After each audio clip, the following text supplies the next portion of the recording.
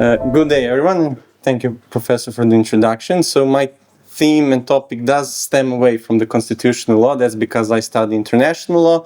But nonetheless, I feel that this topic is an important and a contemporary one. So to begin, there is not a universally recognized definition of what a lethal autonomous weapon system is. And there is no clearly international legal instrument that either allows their use or prohibits the same. But something that is differential specific in this field of studying these weapon systems is their autonomy. Every single definition and notion of these systems comes back to this central point. And very important thing at the very beginning of the presentation is that I feel that, I think at least, that with the further evolution of cyberspace, these systems will not necessarily be physical, but they can also become digital as the time progresses. So what would be some of the key features? I will try to be very brief here. I think that these four categories are the ones that recur the most. Basically, it can be any single weapon system with any single purpose whatsoever, as long as it has its own autonomy, as long as it doesn't need the certain threshold of human intervention. That is also a heavily debated notion, but I won't bore you with that right here and now. And a very important thing here is that they need their own specific software, which has specific sensors, which allows them to act and exist in very complicated circumstances of international armed conflicts. Nonetheless, human presence to this day is still of great importance for these systems to work on a different level of their creation, usage, maintenance, and so forth. So I feel like that very human presence is the moment that relativizes their autonomy, but nonetheless it makes it very important in that sense, because I will come back to that later, because the human element is actually the key aspect of retaining this system within the classical notions of international humanitarian law, and therefore, nonetheless, the human aspect remains. Some key legal questions that arise when we study these systems, also known as laws, are basically how do we classify them? Because if you start from the basic definitions within international humanitarian law, for instance, combatant, it always comes back to the persons. It is always anthropocentric. So that's the first problem. The next question and the problem basically is, can the lethal autonomous weapon systems actually uphold the very foundations of international humanitarian law? How can they uphold the principles of humanity, distinction, necessity, and therefore are very, in that sense, also problematic? I will debate a bit later why I think that they can do that, but for now, let's stuck at that. And how to allocate responsibility for possible violation. I think that that is basically the main problem here, because these systems can be made from many different parts, in many different states, not even necessarily state-made, but private-made. They can be operated from one country with the software being used from another country or even entity, making the very complex and already challenging notion of responsibility in international law that much more difficult. Moving on, there is no doubt, and that all across the literature, that international law does apply to lethal autonomous weapon system. And in the context of my topic, international humanitarian law applies without any doubt. And here are some of many insurances to come to actually respect international humanitarian law when it comes to the usage of these systems. In the interest of time, I won't bore you with that right now, but you can see it on the slide. Moving forward, so a very important legal framework for these systems can be found within the Article 36 of the Additional Protocol to the Geneva Conventions, because it acts as an important framework to keep these new systems that are still very problematic in many parts within the aspects of international humanitarian law. I won't read it, but a very important thing here that takes us back to the previously stated notion of both relativizing these systems and the notion of importance of human presence was even called by the International Committee of Red Cross and Red Crescent, which called for human control to be maintained over these weapon systems and the use of force to satisfy both legal and ethical requirements.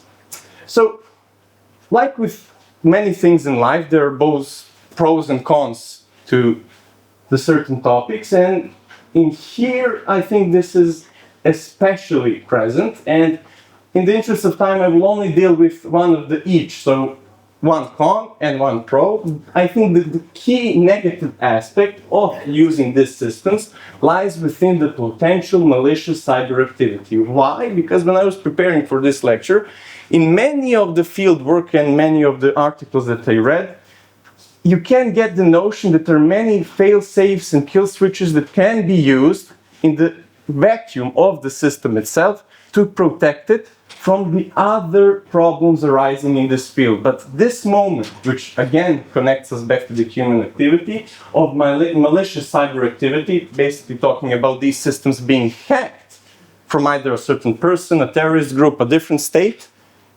I think that would be the key aspect, especially in the context of our time. So, when regarding the certain benefits, this quote by the professor Marco Sassoli at University of Geneva was the initial inspirational starting point for me to deal with this topic, because he said only human beings can be inhuman and only human beings can deliberately choose not to comply with the rules they were instructed to follow.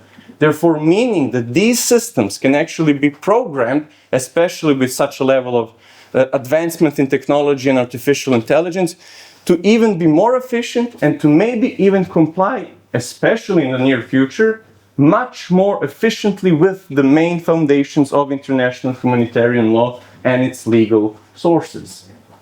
So, one of the key aspects in this regard that was concretely taken was taken last year by the state parties to the UN Conventional Weapons Convention. It was the expert meeting which held representatives from 117 countries which dealt with this question and stressed its importance. And they also talked about the need, which kind of connects us with the previously mentioned Article 36, that the right of the parties to an armed conflict to choose methods and means of warfare is not unlimited.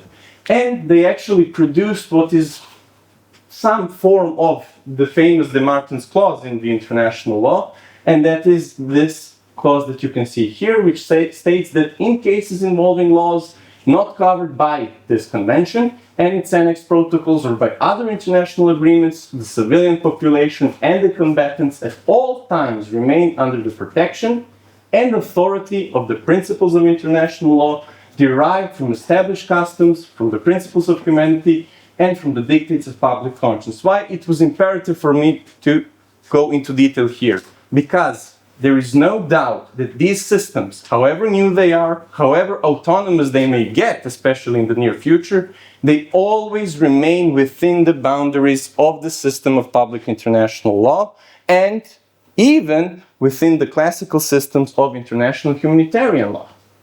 In that sense, this expert meeting from last year produced many important documents and some key notions, among which, and it was very interesting that the United States of America took a leading role in the meeting itself, but a very interesting and maybe a point of concreting all that we were talking so far were the certain aspects and certain existing ways in which the laws can be used proposed by the United States. Because even though this question is in legal terms quite new, it has existed, these systems already exist for more than a decade. So the first system would be the system in which the operator that operates this system knows that there is a specific target or target group that the operator intends to strike.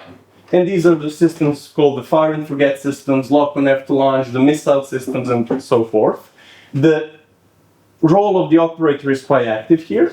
The second systems are a bit more advanced, and they say that they state that they are used in attacking targeting locations that constitute military objectives. These are not necessarily only military bases, but certain geographical points, points of advancement of the enemy, points of the fallback of the enemy, and so forth.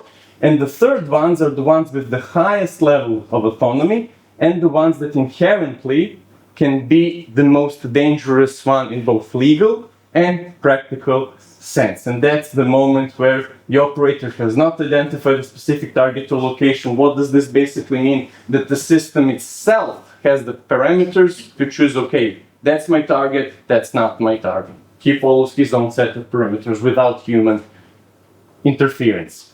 So this is a set of the also insurance posted that proposed, that would actually be beneficial in the sense of making the systems acceptable.